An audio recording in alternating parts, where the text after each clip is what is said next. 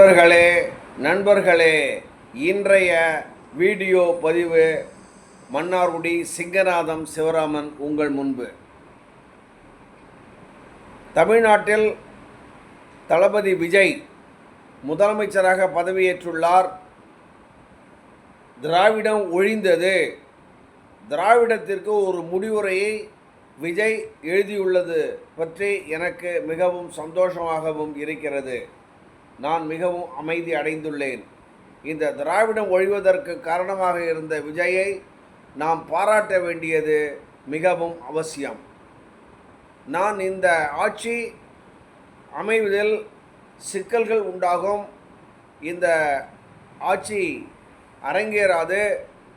இன்று திங்கட்கிழமை இரவு மத்திய இரவில் மிட்நைட்டில் கவர்னர் ஆட்சி பிரகடனப்படுத்தப்படும் என்று தான் நான் சொல்லியிருந்தேன்.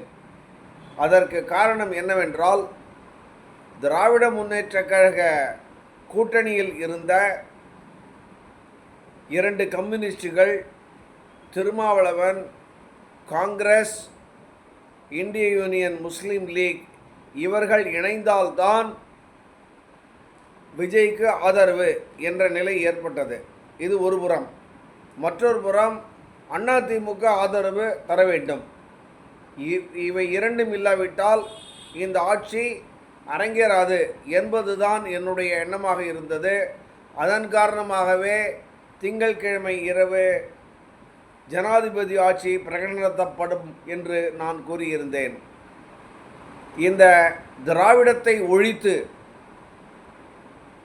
அந்த திராவிடமே இல்லாமல், முற்றும் திராவிட வாசனை இல்லாமல் தமிழக வெற்றிக் கழகம் என்ற பெயரில் ஆட்சிக்கு வந்துள்ள விஜய்க்கு நமது வரவேற்பு என்றென்றும் உள்ளது.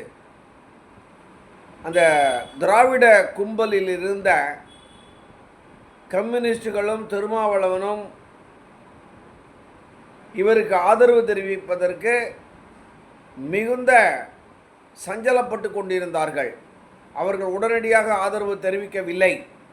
காங்கிரஸ் என்று தேர்தல் முடிவு வெளியானதோ அன்றே ஓடிவிட்டது. இப்பொழுது நான் திராவிடம் ஒழிந்துவிட்டது என்று சொல்வதற்கு காரணம் என்னவென்றால், திமுக அதிமுக ஆட்சி கட்டிலில் அமர முடியவில்லை. அதுபோல் காங்கிரஸ் கட்சி ஒரு திராவிட கட்சி என்று நான் சொல்ல முடியாது. காங்கிரஸ் விஜயுடன் இணைந்து விட்டது. இந்நிலையில் திராவிடம் ஒழிந்தது என்பது நான் கூறுவது உண்மைதானே. இப்போ என்னவென்றால், அந்த திராவிட கட்சிகளில் ஏகப்பட்ட பவர் சென்டர்கள் இருந்தன. திமுகவில் சபரீசன் ஒரு புறம், ஸ்டாலின் மனைவி துர்கா ஒரு புறம், உதயநிதி ஒரு புறம், கனிமொழி ஒரு புறம், இன்னும் பலர் அவரவர் வகையில் அவரவருக்கு முடிந்த வகையில் கோலோச்சு கொண்டிருந்தார்கள். அதுபோல அண்ணா திராவிட முன்னேற்ற கழகத்திலும் ஏகப்பட்ட பவர் சென்டர்கள் இருந்தன. ஆனால் இன்று விஜய் அவர்கள் பதவியேற்ற பின்னர் ஆற்றிய உரையில் ஒரே ஒரு பவர் சென்டர் தான், விஜய் தலைமையில் உள்ள பவர் சென்டர் தான் என்று அவர் கூறியுள்ளார். இது மிகவும் வரவேற்கத்தக்கது.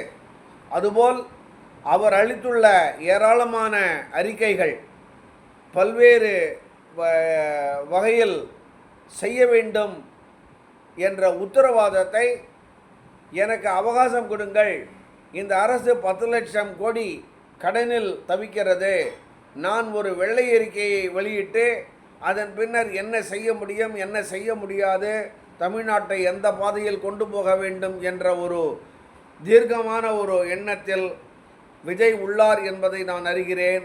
அவர் ஒரு தீர்க்கதரிசி தான் என்றும் நான் கூறுகிறேன். மேலும் ஆண்டவன் பெயரில் அனைவரும் பதவியேற்றுள்ளார்கள். விஜயும் ஆண்டவன் பெயரில் பதவியேற்றுள்ளார்.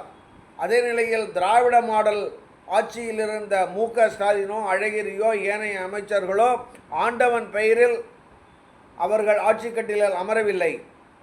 அதன் காரணமாகவே தான் அவர்கள் தோற்றார்கள் என்று நான் சொல்ல மாட்டேன். அவரவர் தலைவிதி, அவரவர் கொண்டு வந்த கர்மா விதிப்படி தான் எல்லாம் நடக்கும். இனி இந்த தமிழ்நாட்டில் திராவிட கும்பல்கள் வந்துவிடக் கூடாது. அதுபோல் காங்கிரஸும், எனக்கு காங்கிரஸை சற்று பிடிக்காது. ஒரு விதம் காங்கிரஸ் ஆட்சி, இந்த காங்கிரஸும் இணைந்து விஜயுடன் இணைந்து ஆட்சி நடத்துவதில் பாரதிய ஜனதா கட்சிக்கு இஷ்டமில்லை. அதுபோல் இங்கே இந்த ஆட்சியை நிலைநிறுத்தக்கூடாது என்ற எண்ணம் மத்திய ஆட்சியாளர்களுக்கு இருந்தது என்பது உண்மைதான். இதை யாரும் மறுக்க முடியாது. அதே சமயம் தேர்தலுக்கு முன்னரே காங்கிரஸை அழைத்தார் விஜய்.